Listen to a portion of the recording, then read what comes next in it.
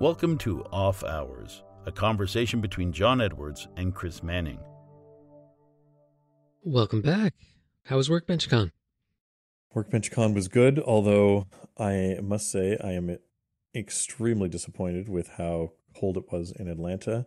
We got there and it was colder in Atlanta than it was back in Ottawa.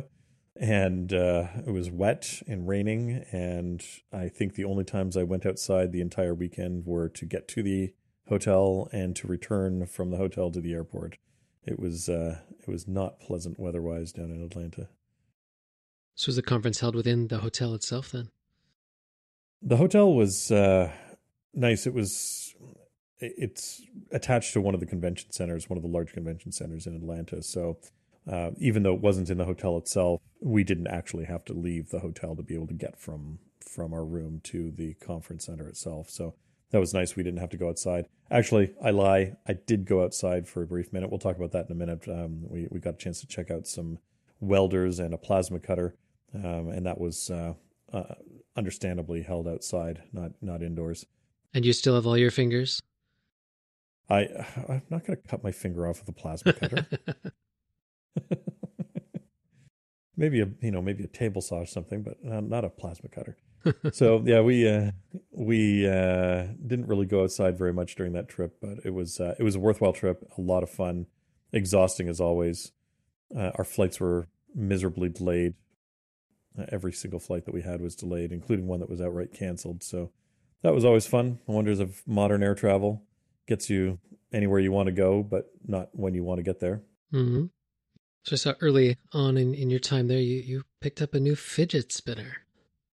A friend of ours that we met a couple of years ago while we were over in Birmingham at Maker Central, Bernie Solo. He does a great YouTube channel called Works by Solo. And he's been sort of playing around with the idea of making this little fidget spinner. And of course, he's a couple of years too late to the fidget spinner craze, but that's fine. He was mostly doing this for fun and sort of as a way of building out this product. And so he's been working on this for the last couple of months. He's been using a great little service bureau down in the States called Send Cut Send, which is a great name. They're a laser cutting service. And so they're using fiber lasers to cut all sorts of different materials, all sorts of different metals that normally are challenging to cut. Like if you're trying to use just a CO2 laser, for instance, you're not going to be able to cut most of these metals. And so they're using fiber lasers to cut it. So you just send them the drawings of what it is that you're doing, like send them, AutoCAD files or vector files or whatever of what it is that you want to cut. Tell them what material it is that you want, what thickness it is that you want, and they cut the material for you and send it back. So he was having these all this parts cut, including, in this case, he was using sprockets and chain to make this little fidget spinner. We'll include a link to my Instagram post on it, as well as to the video that Bernie put up on YouTube about it, and you can see exactly what we mean.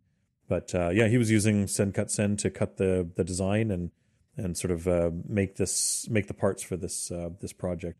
So it was sort of a fun little project, and Rich and I were happy to support him by we each picked up one of these spinners. Of course, we were playing around with them all weekend, and my forearm is a little sore from playing with this fidget spinner constantly. So I gotta ease back on it. I can imagine. It looks like quite the ominous fidget spinner. It's not something I would give to a 3 or 4 year old. No, it's not your cheap injection molded plastic spinner. It certainly has some heft to it. And one of the things that I love about Bernie is that he knows exactly the market is that he's sending this out into, and so it includes an Allen wrench to be able to disassemble it, as well as instructions on how to disassemble it and start modding it yourself.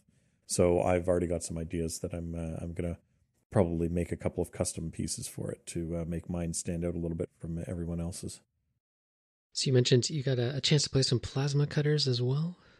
Yeah, one of the nice things about conferences like this is that there tend to be some large brand name sponsors that show up, mostly because in this case, WorkbenchCon is geared towards content creators, primarily YouTubers. so you get a lot of large name brands that show up, like Home Depot, for instance, was the big name brand sponsor of the show. And so they bring out stuff to show off and things like that. And they're trying to attract people who will then, talk about them on their YouTube channel and sort of put that out in the world. And one of the companies that showed up was ESAB, who I had never heard of. Apparently, they're a Swedish company. I think it was a Swedish company, and they are the world leader in welders. If you watch in North America, if you look around North America, you tend to see welders from either Lincoln Electric or Miller. So if you're looking on a YouTube channel and you see a red welder, then it's a Lincoln welder. If you see a blue one, then it's a Miller. And those tend to be the two that you see everywhere.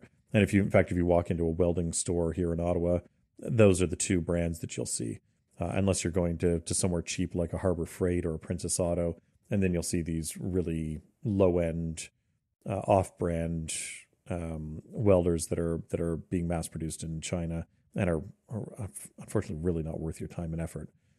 So, I'd never heard of ESAB, but apparently worldwide they are much bigger than either Lincoln or Miller. But because they're not really in the North American market, they don't really get a lot of coverage over here. So they're starting to push into North America a little bit, and because of that, they decided to come out to WorkbenchCon, and they had a truck set up with a generator, and they had a bunch of welders and a bunch of different plasma cutters set up there. And so we got a chance to go out and experiment with them and play with them. So there's a little bit of footage of me on Rich's Instagram feed, watching me cutting some stuff with a plasma cutter. And maybe, I don't know if he posted any of the welding ones that we did. So yeah, it was kind of nice to play with it. I have never actually played with a plasma cutter before, although we have one in the shop. We did order a CNC plasma cutter, and we're waiting for the CNC part to show up. But we have a plasma cutter already, and we hadn't actually played with it yet. We hadn't bothered unboxing it, and that sort of couple of minutes of playing with the plasma cutter in Atlanta convinced us to pull it out of the box. So we actually yanked it out of the box today, and we were playing around with cutting stuff with it and taking super slow-mo video of us cutting stuff, because one of the lovely things about a plasma cutter is that you get these beautiful sprays of sparks flying everywhere, which looks extremely dramatic at 240 frames a second. So it's we were able to sort of play around with that a little bit and learn about their plasma cutters, which was kind of nice.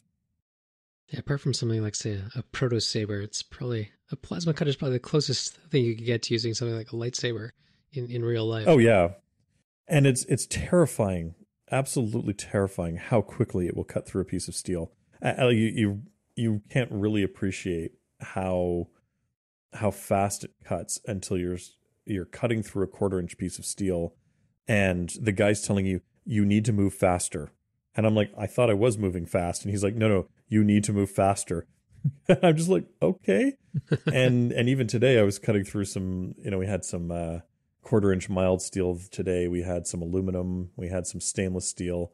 And, like with the aluminum, I was cutting pretty much as fast as I could, that I was comfortable with, and sort of still being in control of it. And I was still getting, sort of slightly ragged cuts because it just wasn't moving fast enough.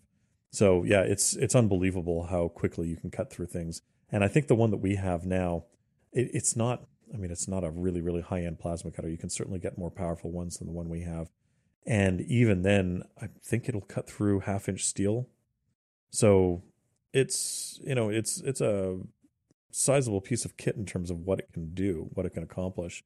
And it's certainly one of those force multipliers in a shop in terms of being able to rapidly sort of rough cut material that otherwise would be very challenging to cut up.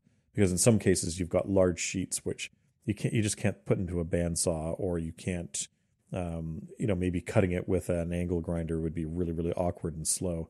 And with this thing, you just whip through it. It doesn't, it takes you no time at all. You just did a few minutes ago about cutting fingers off in a table saw. And another piece of kit you guys have around the studio there that I had never encountered before until seeing it there is an invention called the Saw Stop. And Mm-hmm. I believe they were a sponsor there at WorkbenchCon as well. Yeah. SawStop is I guess it's a market reaction to some of the lawsuits that started happening a few years ago. There was a particular lawsuit that happened. I can't remember which brand it was that was sued, but this guy had bought one of these table saws and one of these sort of job site table saws, proceeded to take all the safety features off of the table saw, and then managed to cut off several of his fingers in the saw because, of course, table saw doesn't care whether it's cutting wood or finger. It makes no difference. It just cuts through the whatever it is that you shove into it. And he successfully sued this company and said, "Oh, you should have done something to make it impossible for me to be able to actually cut off my fingers," which I think is ridiculous. Anyway, I don't know if it was out of that particular lawsuit or if they had already come to market with something sooner than that. But SawStop created this table saw, which it's basically impossible to cut your finger off. They've set it up so that I think it's based on a capacitive system, and so when it feels anything on the blade that's capacitive, it clamps this aluminum brake onto the blade and drops the whole motor mount and blade unit into the table saw where it can't, so the blade isn't exposed. And it does it in a fraction of a second. And it's quite impressive to see these things in action. And one of the things they like to do is they like to do demonstrations of this thing using a hot dog, an uncooked hot dog, which sort of looks and feels a lot like a human finger. And so they'll sit there and they'll slowly cut a piece of wood with this hot dog on top of it. And the moment that blade touches the hot dog, it will grab the blade and shove it down into the body. It's incredibly impressive. And there's basically a minor mark on the hot dog. You can almost not tell where this hot dog was hit with the blade. It's quite impressive.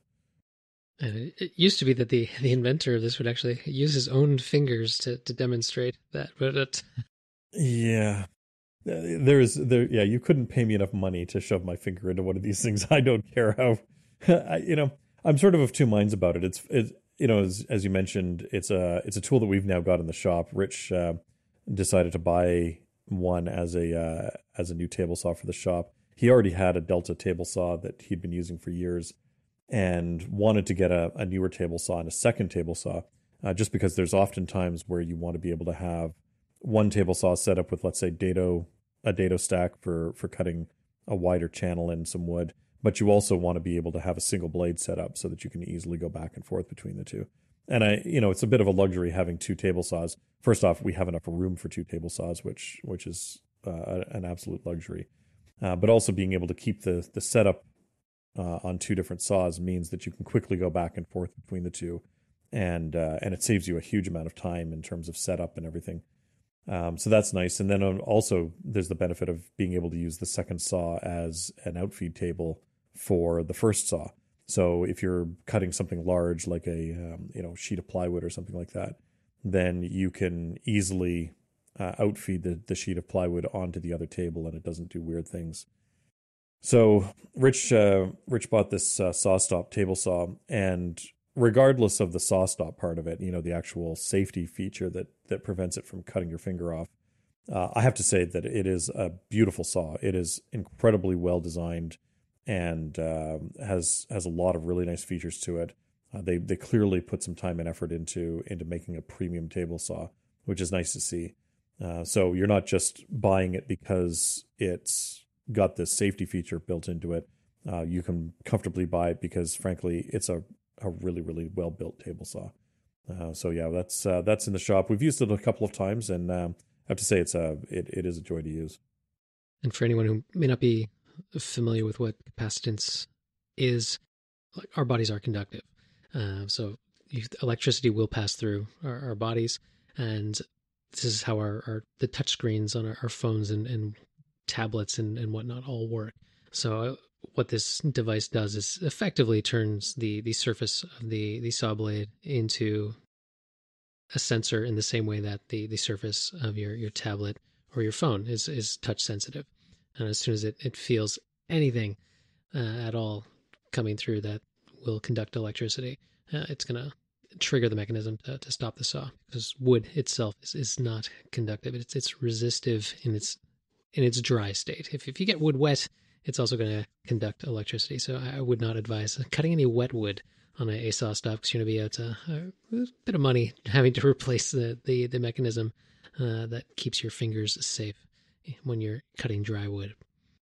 Yeah, they actually mention that you don't want to cut wet wood with it, that it will trigger it, and also metal. If you're cutting metal with it, understandably, that will do it. But there is a way of actually disabling the safety feature, so you can disable that saw stop feature on it, so that if you do happen to have, let's say, particularly wet wood that you're trying to cut up, then you can disable it, fire up the saw, cut your wet wood. You don't have to worry about the saw stop engaging, and then you can then disable or I guess re-enable that safety feature, and that way you don't have to worry about it. So you just have to be really careful when you're cutting the wet wood and not stick your hand in there. Although, again, I don't understand when people cut their hands on table saws. Like I've been using table saws since I was a kid, and I have never put my finger anywhere near a spinning blade on a table saw. I don't understand how people do it, but it often obviously happens enough that that it's an issue. Oh, and I should mention as well, when the brake goes off on the table saw, along with needing to replace the brake that's on it, you do also have to replace the blade as well, because you're basically shoving a piece of serrated aluminum into the spinning blade. And so the blade effectively welds itself into that piece of aluminum.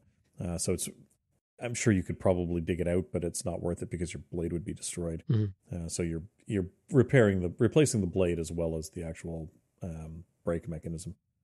But all in all, absolutely remarkable invention. I was very impressed by it once I was introduced to it by you guys. While we're on the subject of your new studio, in the time since we recorded last, you guys have started dropping some videos on YouTube showing off the new space. So congratulations on that.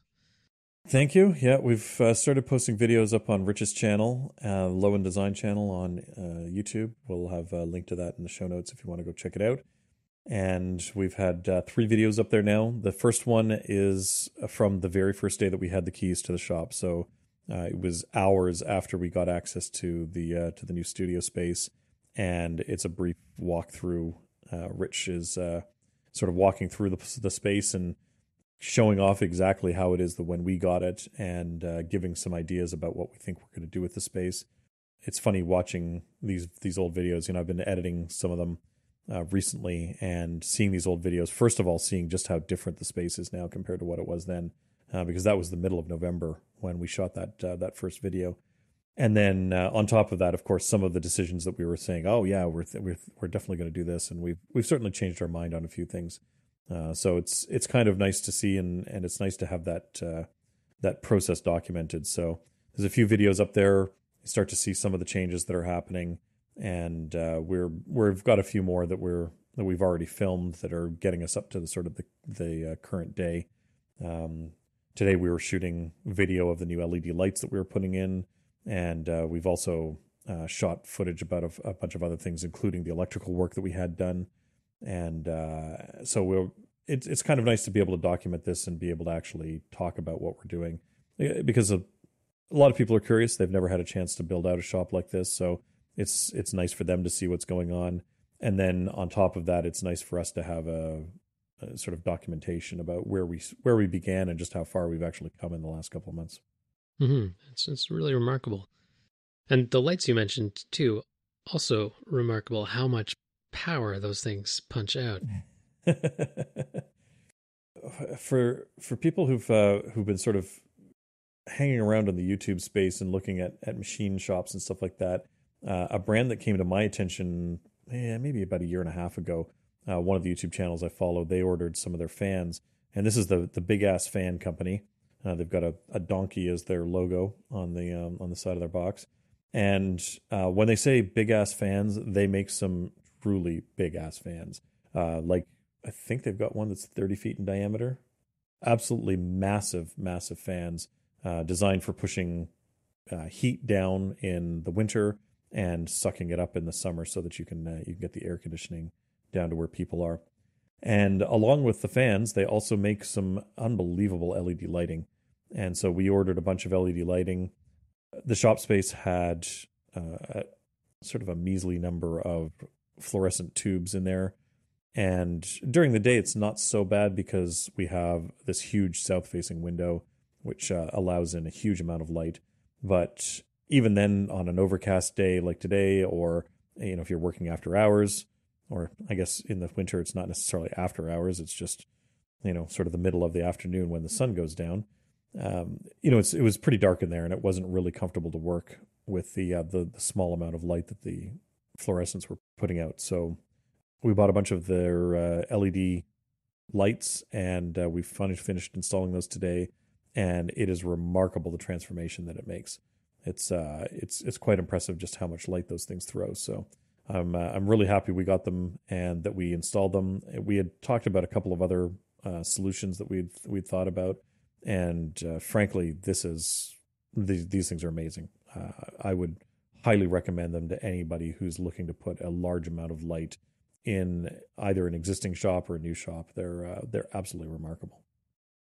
Now, you mentioned the Home Depot was a major sponsor of WorkbenchCon. How do you think they felt about one of the presenters saying that the Home Depot is the worst place to pick up plywood? Yeah, it was kind of entertaining. I don't know if they heard about that or not. It's funny because in the States, Home Depot is really different as you go into different regions, especially when it comes to wood products.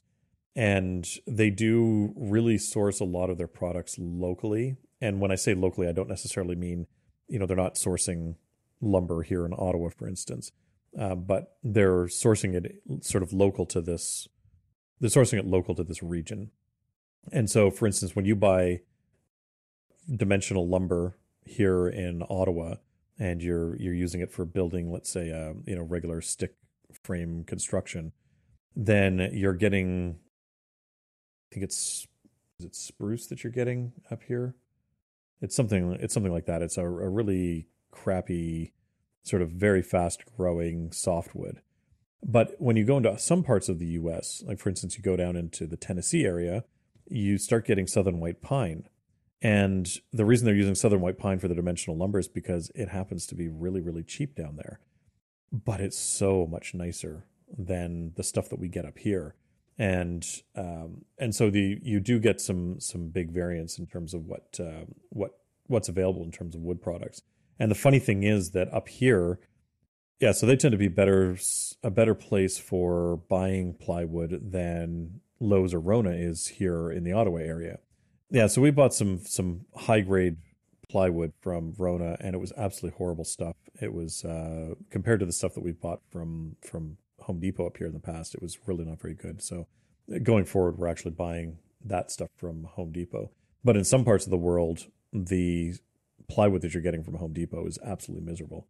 And so, yeah, the area that Stevie's in, I don't remember where she's from, but certainly it was not the best place to buy it. And oftentimes, if you're looking for good quality wood, Home Depot is probably not your best place. If you're buying construction grade lumber, then that's fine. But if you're looking for quality hardwood, and then don't go to your Home Depot. You can find some of it, but you are really going to overpay for whatever it is that you get. You're better off finding local wood suppliers. They'll be able to hook you up with much better quality wood, and often a much better selection of wood than what Home Depot will get you, and then at a fraction of the price of what Home Depot is going to be able to charge you for it. And you guys have been going through quite a bit of wood, building all the workbenches and shelving that you've put up in the last couple of weeks. Yeah, we've gone through quite a bit of quite a bit of lumber in there. We've got an entire wall of workbenches at this point, basically, and we've got a couple of rolling workbenches that are in there.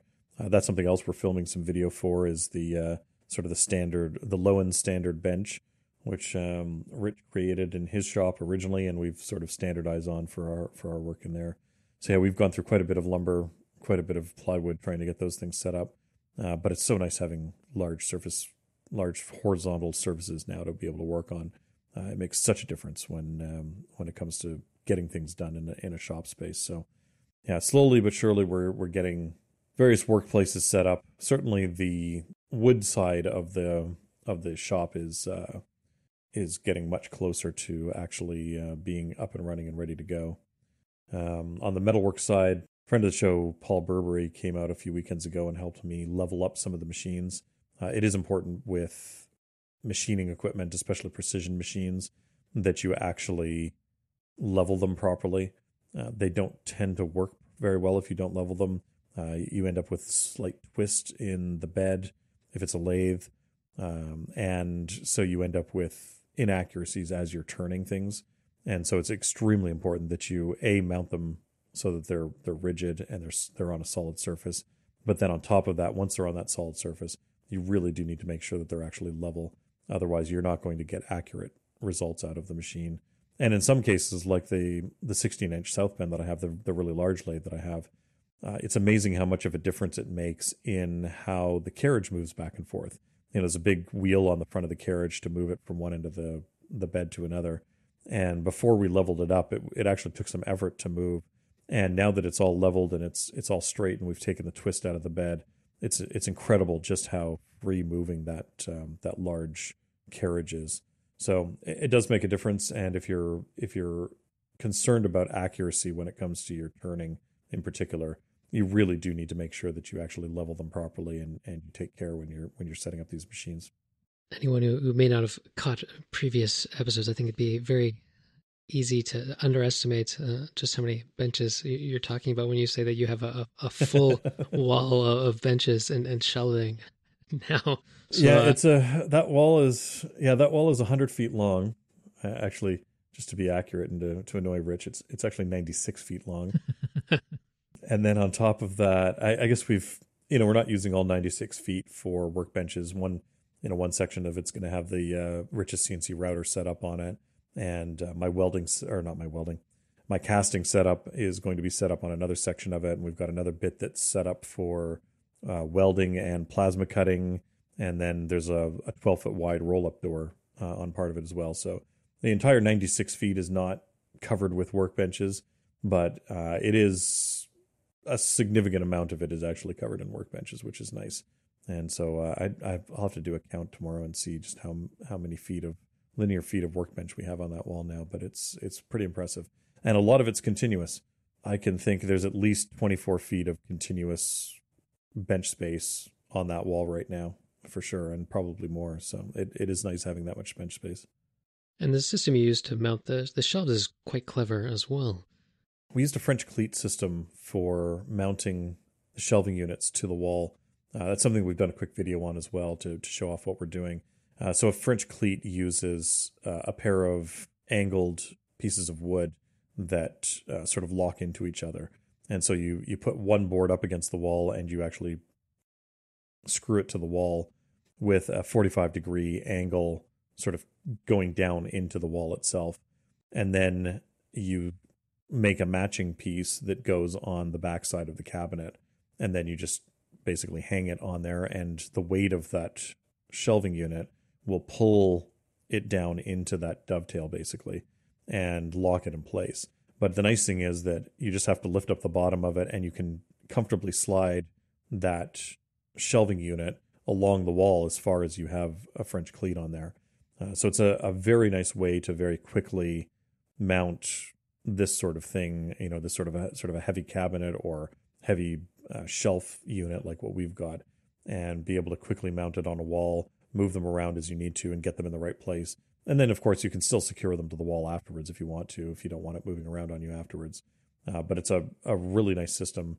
Rich has used it in the past for a lot of different work, and you often see it in high-end cabinetry work where you're you're doing a kitchen, let's say, and you'll often mount kitchen cabinets to a wall using a French cleat system like this. And it's a great system. There's our IKEA kitchen that we have in the gallery space. You'll see that in the third video, I think. That actually has a similar sort of French cleat system, although IKEA is using a metal strip to do it instead of in our case, we're using a 3/4 inch piece of plywood. So they're using a slightly more efficient system if you're mass producing the furniture.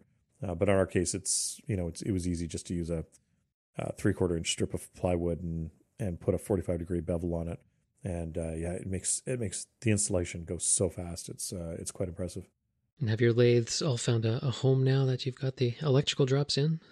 The lathes are all in place, or at least the ones that I'm most concerned of. Well, I shouldn't say all the lathes are. Two of the lathes have a home.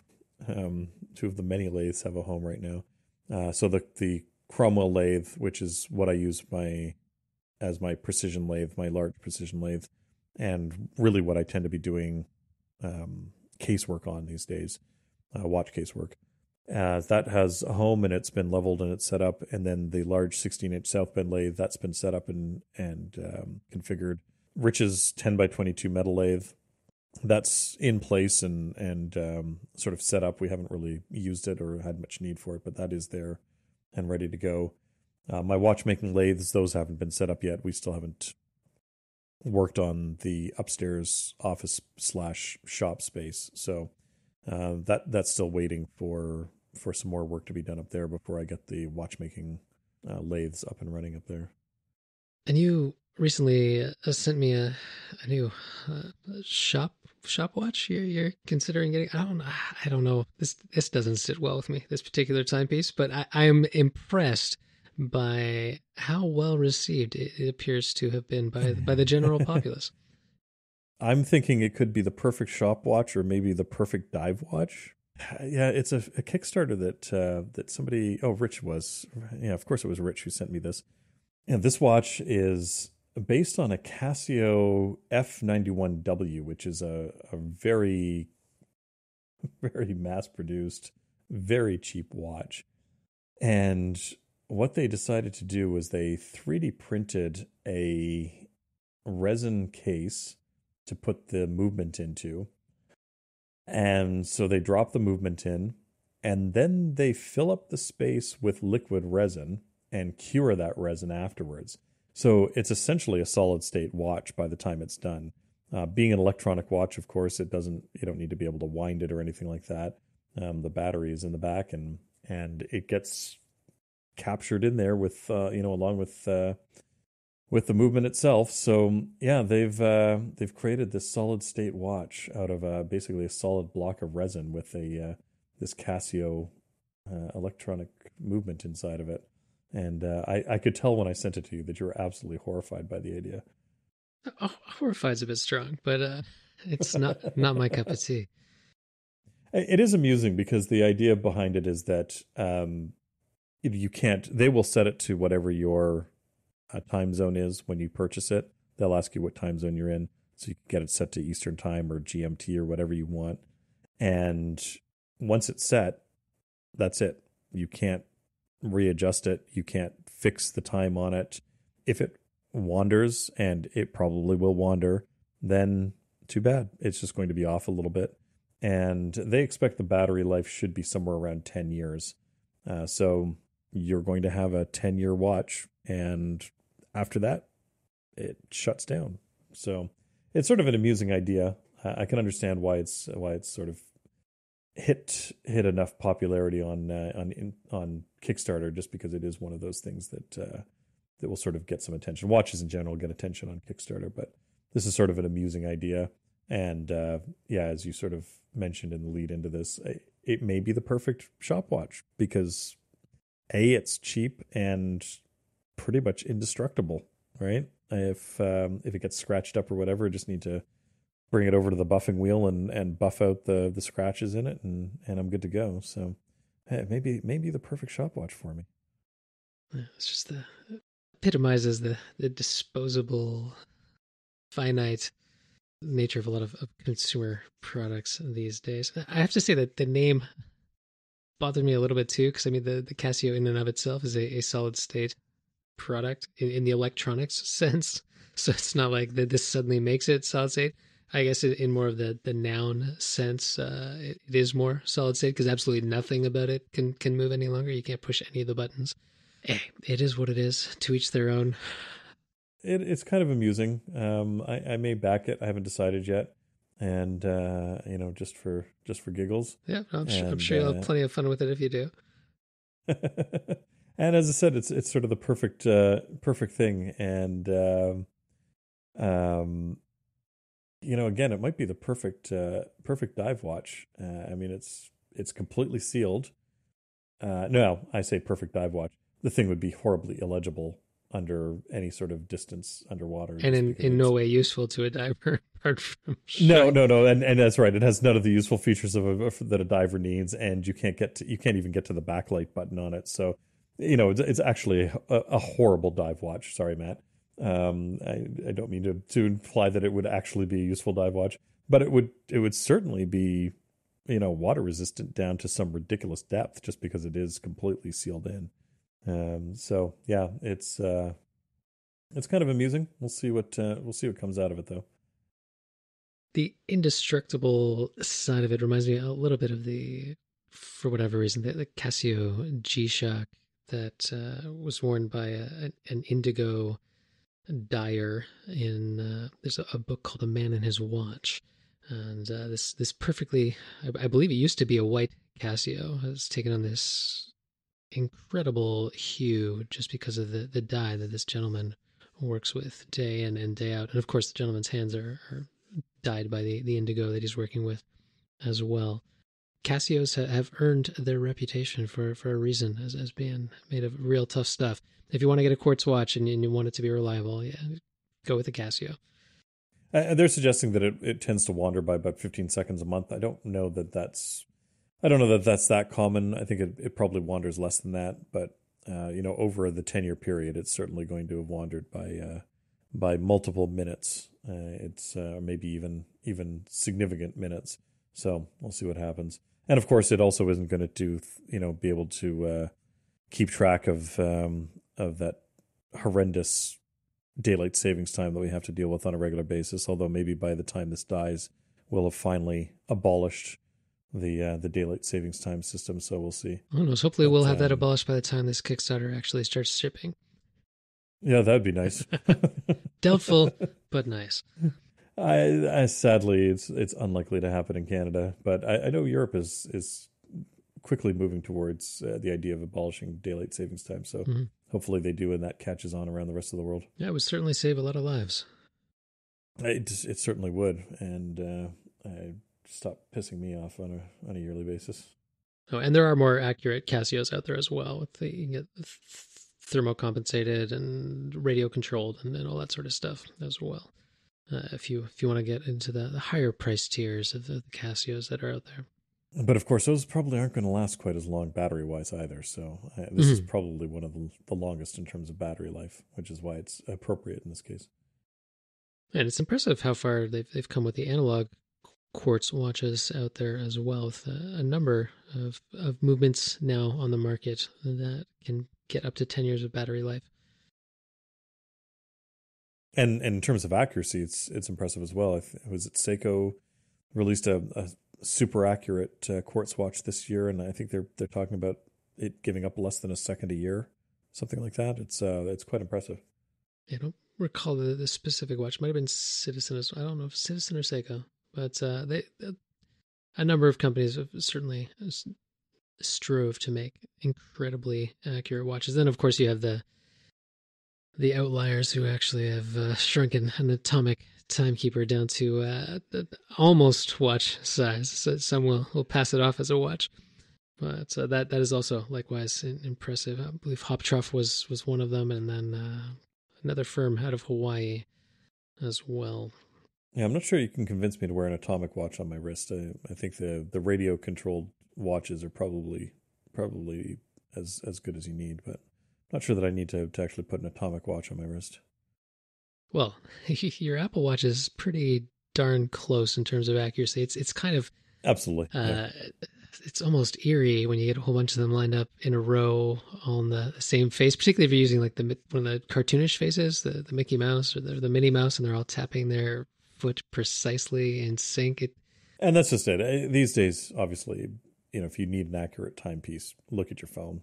It's picking up time from the cell provider, and that's getting time from the GPS system. So it's which is getting time from the most accurate atomic clocks in the world.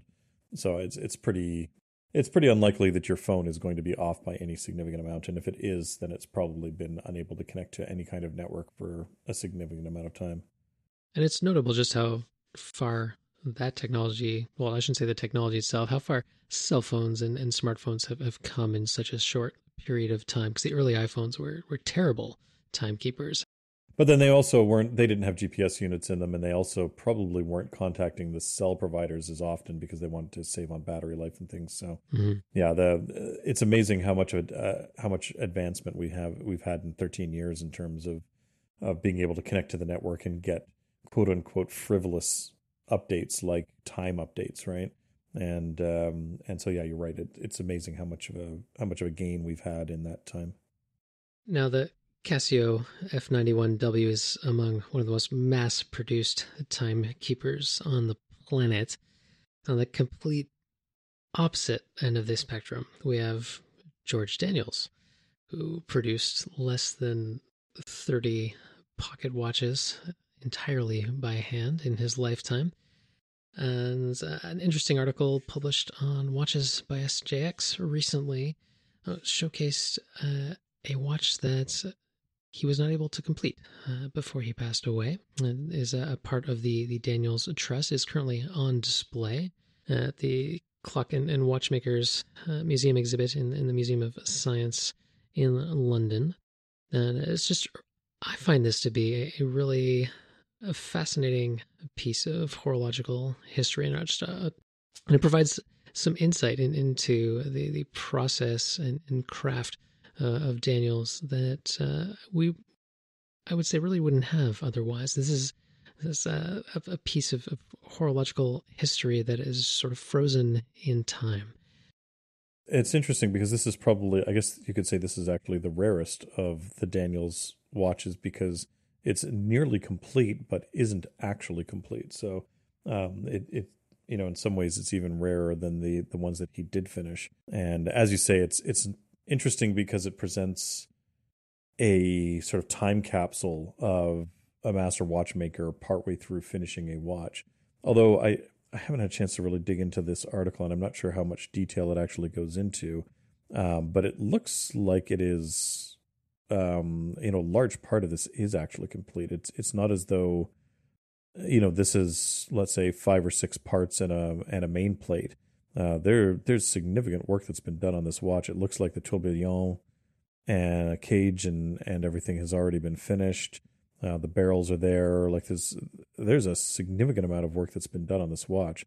So do they go into exactly what needs to be done at this point to turn it into a functioning watch, or is it do they not really go into that? They do detail the various components that were not yet complete. And as this is owned by the Daniels Trust, they will actually be turning the watch over to Roger W. Smith, who was George Daniels' sole apprentice, and he will be carrying this piece out to completion, as he did for a number of timepieces that bear the Daniels name that were produced towards the end of Daniels' life and even on past his passing.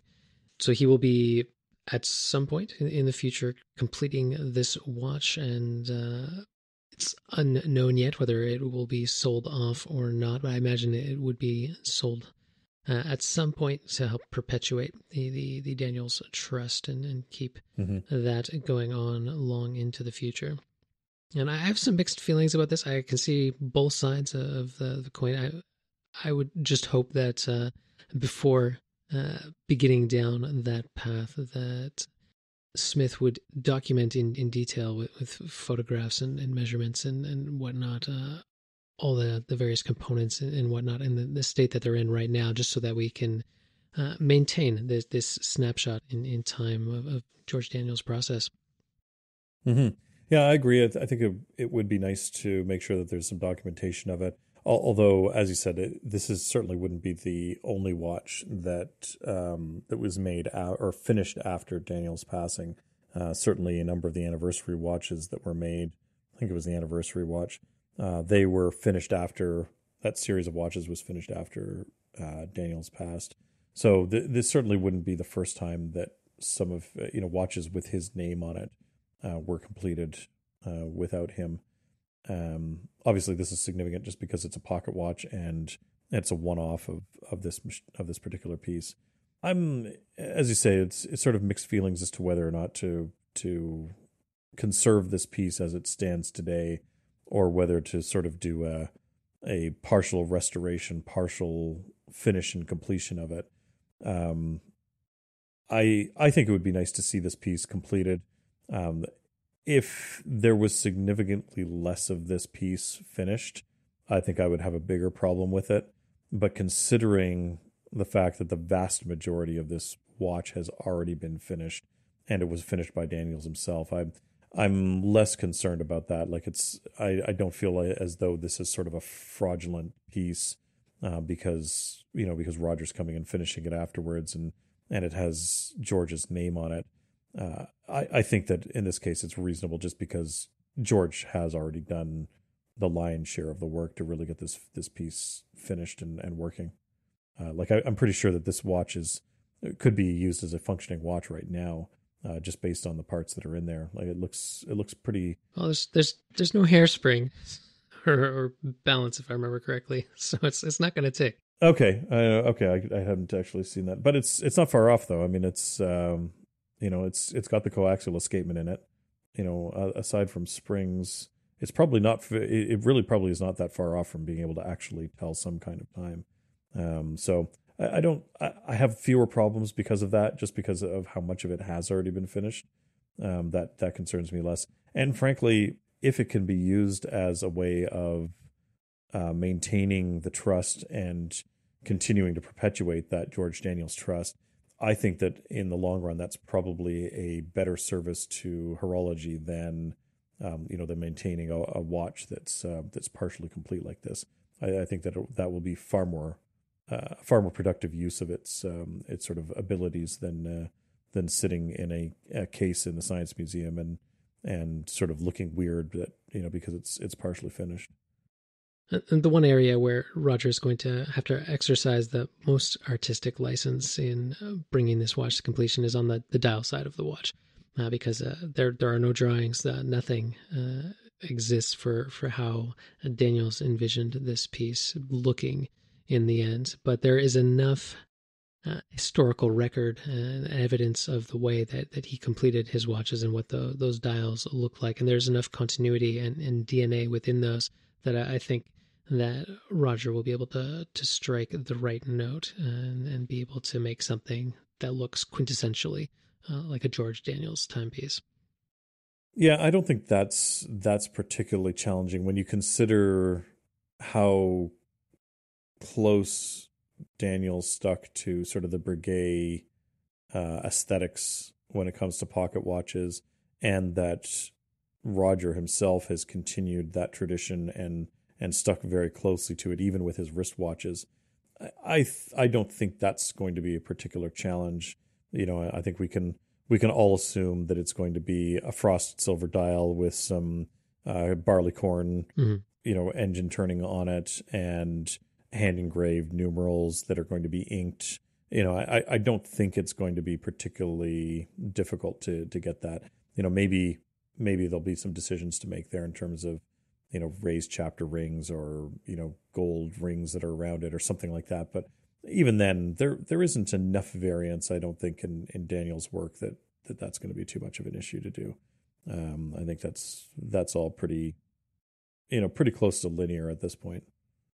Mm-hmm. In a sense, thanks to Daniel's consistency there, I think he gets to weigh in more on the finished dial of this piece than, say, Michael Crichton got to weigh in on the book covers for his posthumously published books like Pirate Latitudes and Dragon Teeth. Exactly. Yeah, that's a good comparison. Daniels has set such a solid design language in his work, and not just on the dial side, even on the movement side. Very true. You can take a look at one of Daniel's pieces, and if you have even a basic understanding of the design language of watch movements, you can very quickly see when a piece is really designed by Daniels. And if you have even a slightly better understanding than that, you can quickly tell the difference between the Daniels pieces, which are more modern, obviously, and the older Breguet pieces, which he based his design language on. So I don't think that's again, this is obviously going to be a Daniels piece. Between the amount of work that has been done here on the movement side of things, and then his very, very strong design language when it comes to cases and dials, I think that if you showed somebody 20 different Daniels pocket watches, and this was one of them finished with Roger, I don't think that anybody would be able to point out this one as being the odd man out in terms of whether Daniels himself actually finished it. I don't think that most people would ever realize that this one wasn't a complete Daniels, based on where I suspect this is going to end up going. And what I find particularly interesting about this situation too with the dial is that there was an extensive interview that Roger Smith had with George Daniels, published by the People's Archive quite some time ago. And at some point in their conversation with one another, Daniels made reference to the fact that when he made a watch, he would always start with the dial and then design the movement around what he wanted that dial to look like. I don't know if that necessarily means that he would have a drawing or whether he would just have a picture in his mind. And given the state that this piece is in, the fact that Roger doesn't have anything to reference, there are no drawings as far as he can find for this watch, it must be the case that George Daniels simply had a vision in his mind of what he wanted a dial to look like, and then would work back from there. Although there are drawings of some of the other watches he has produced of the dial side and whatnot, but I find that somewhat curious. I don't know if that's perhaps a change in mentality or whether it's just an oversight or what have you. I wonder if that may be that a drawing's been lost, or maybe it was maybe it just we don't realize that this is what it's for. Mm-hmm. That's what I mean by an oversight. Yeah. Yeah, because based on the way that he writes about it in watchmaking, I would be shocked if he hadn't created a drawing of the dial, especially because, as he's mentioned in a couple of different places, including that interview, that he was always starting with the dial side of it before he designed the movement. And so I would be shocked that if he doesn't have a 2x scale drawing of this thing sitting somewhere. And again, it may be something that's been lost. It may be something that's been slipped into a book and nobody realizes it's there. So I suspect at some point that drawing probably existed, but yeah, that's, it's unfortunate we don't have it anymore, but it'll, again, I don't think it's going to be too challenging for Roger to figure out. And it may yet turn up too. Absolutely. Yeah. Who knows? I'm sure that the estate probably has a significant number of drawings and notes and notebooks and whatnot to go through. So it is very possible that it still shows up somewhere.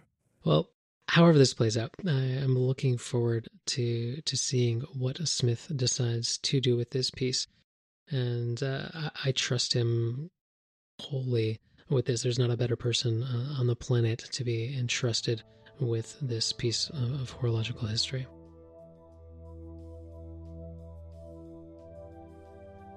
Thanks for listening to Off Hours. You can find detailed show notes at offhours.show. If you'd like to keep up to date with the show, follow us on Twitter @offhours. Jon can be found on Twitter @UnderTheLoop, and Chris can be found on Twitter and Instagram @silver_hand.